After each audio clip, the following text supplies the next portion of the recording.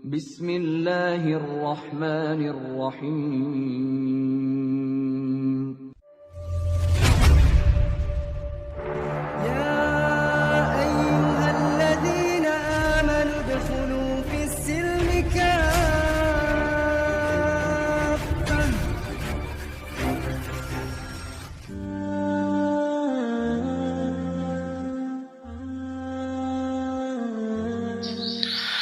Assalamualaikum warahmatullahi wabarakatuh.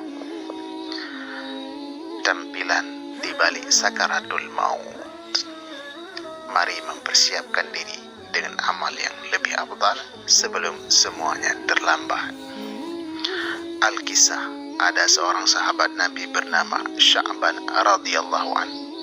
Beliau adalah seorang sahabat yang tidak menonjol dibandingkan sahabat-sahabat Rasulullah sallallahu alaihi wasallam lainnya. Ada suatu kebiasaan yang sangat unik daripada beliau, yaitu setiap masuk masjid sebelum salat berjamaah, beliau selalu beriktikaf di pojok depan masjid. Beliau mengambil posisi di pojok bukan karena supaya mudah bersandar atau tidur, namun karena tidak mau mengganggu orang lain dan tidak mau terganggu oleh orang lain dalam beribadah. Kebiasaan ini sudah dipahami oleh sahabat, bahkan oleh Rasulullah sallallahu alaihi wasallam, bahwa Sya'ban radhiyallahu anhu selalu berada di posisi tersebut termasuk sah salat berjamaah. Suatu pagi sah salat subuh berjamaah akan dimulai. Rasulullah sallallahu alaihi wasallam mendapati bahwa Sya'ban radhiyallahu an tidak berada di posisinya seperti biasa. Nabi sallallahu alaihi wasallam pun bertanya kepada jamaah yang hadir, apakah ada yang melihat Sya'ban radhiyallahu an? Namun tidak seorang pun jamaah yang melihat Sya'ban radhiyallahu an. Salat subuh pun ditunda sejenak untuk menunggu kehadiran Sya'ban radhiyallahu an. Namun yang ditunggu belum juga datang. Khawatir salat subuh kesiangan, Nabi sallallahu alaihi wasallam memutuskan untuk segera melaksanakan salat subuh berjamaah. Selesai salat subuh, Nabi sallallahu alaihi wasallam bertanya, apa ada yang mengetahui kabar dari Sya'ban? Namun tak ada seorang pun sahabat radhiyallahu an yang menjawab. Namun Nabi sallallahu alaihi wasallam bertanya lagi, apa ada yang mengetahui di mana rumah Sya'ban?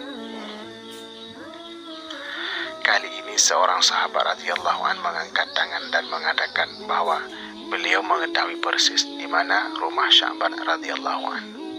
Nabi sallallahu alaihi wasallam yang khawatir terjadi sesuatu dengan Sya'ban radhiyallahu an meminta diantarkan ke rumahnya Sya'ban.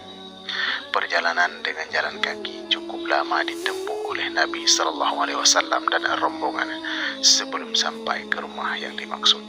Rombongan Nabi sallallahu alaihi wasallam sampai ke sana saat waktu afdal untuk salat duha. Sampai di depan rumah tersebut, Nabi sallallahu alaihi wasallam mengucapkan salam dan keluarlah seorang wanita sambil membalas salam tersebut. Benarkah ini rumah Sya'ban? Nabi sallallahu alaihi wasallam bertanya.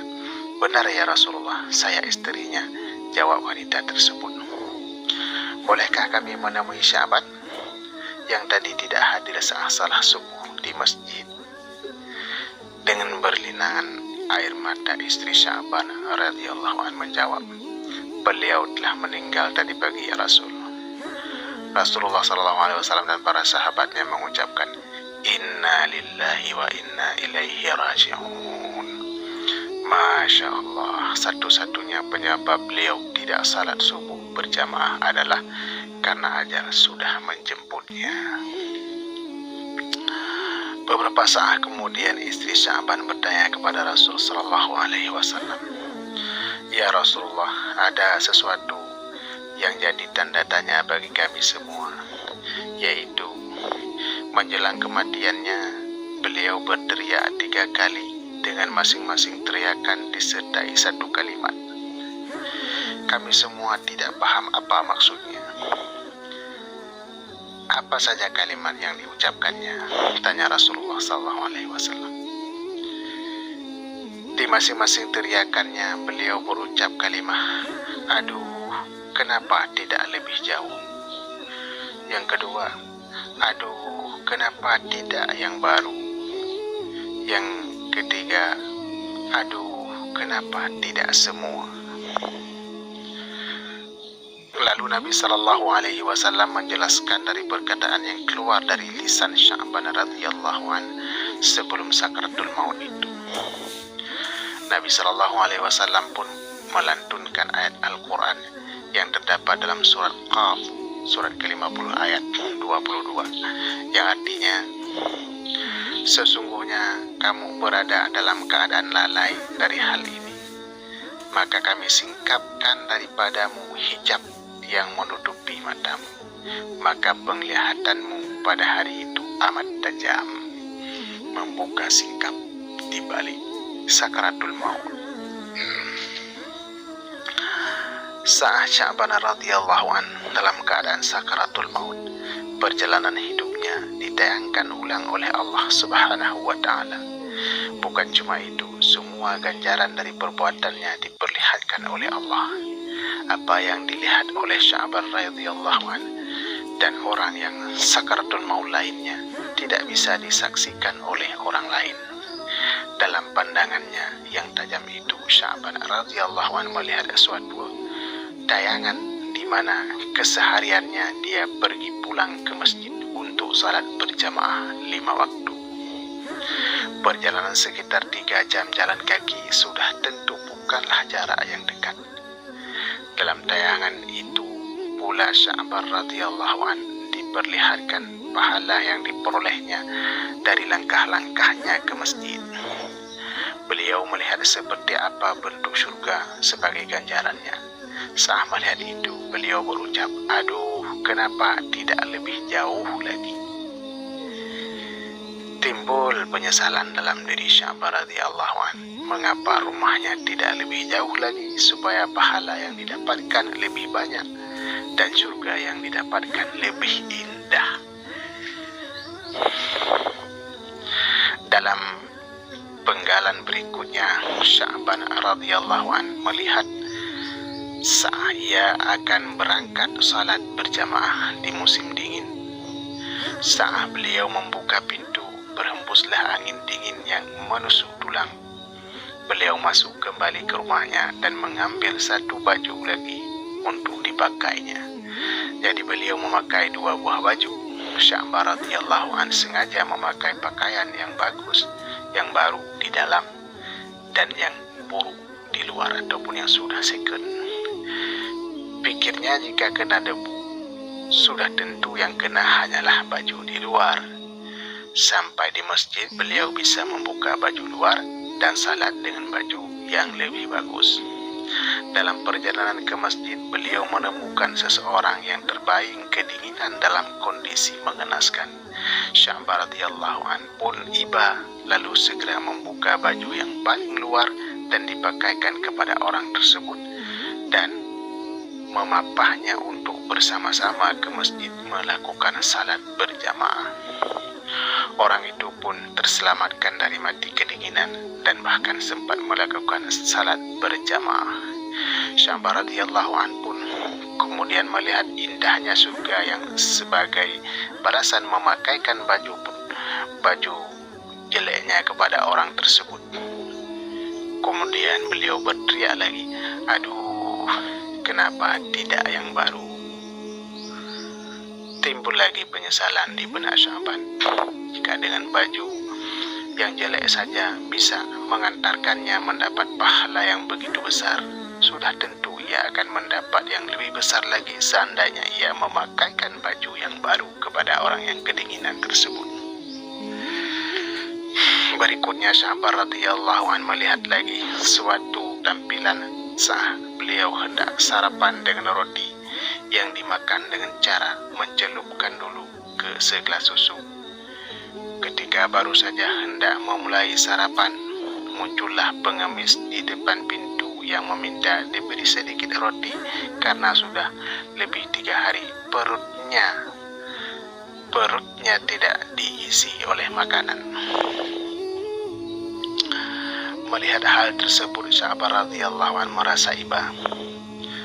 Beliau kemudian membagi roti Demikian pula segelas susu itu pun dibagi dua.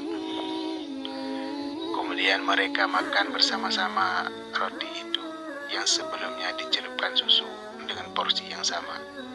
Allah kemudian memperlihatkan ganjaran dari perbuatan Sya'ban dengan surga yang indah. Demi melihat itu, beliau pun berteriak lagi, "Aduh, kenapa tidak semua aku kasih roti itu?" Sya'ban radhiyallahu anhu kembali menyesal. Seandainya beliau memberikan semua roti itu kepada pengemis tersebut, tentulah beliau akan mendapat surga yang jauh lebih indah. Masya Allah, Sya'ban radhiyallahu anhu bukan menyesali perbuatannya, tapi menyesali mengapa beliau tidak optimal dalam beramal, tidak diambil yang lebih afdal dalam beramal. Sesungguhnya semua kita nanti pada saat sakaratul maut akan menyesal, tentu dengan kadar yang berbeda. Bahkan ada yang meminta untuk ditunda matinya, karena pada saat itu barulah terlihat dengan jelas konsekuensi dari semua perbuatannya di dunia ini.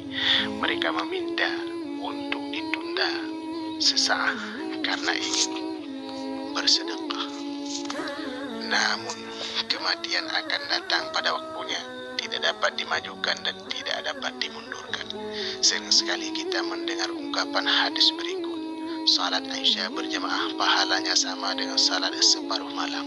Salat subuh berjamaah pahalanya sama dengan salat sepanjang malam. 2 rakaat sebelum subuh lebih baik daripada dunia dan isinya. Namun lihatlah, masjid tetap saja lengang, seolah kita tidak percaya kepada janji Allah. Mengapa demikian?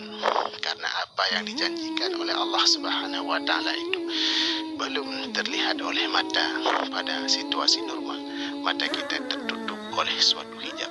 Karena tidak terlihat, maka yang berperan adalah iman dan keyakinan bahwa janji Allah tidak pernah meleset. Allah akan membuka hijab itu pada saatnya. Kisah Sya'ban radhiyallahu anhu telah menginspirasi kita bagaimana seharusnya menyikapi janji Allah Subhanahu wa Ta'ala. Sudahkah kita semua berhitung, siap menghadapi apa yang akan pasti kita hadapi, yaitu sakaratul maut, atau masih sibuk dengan urusan dunia yang pasti kita tinggalkan?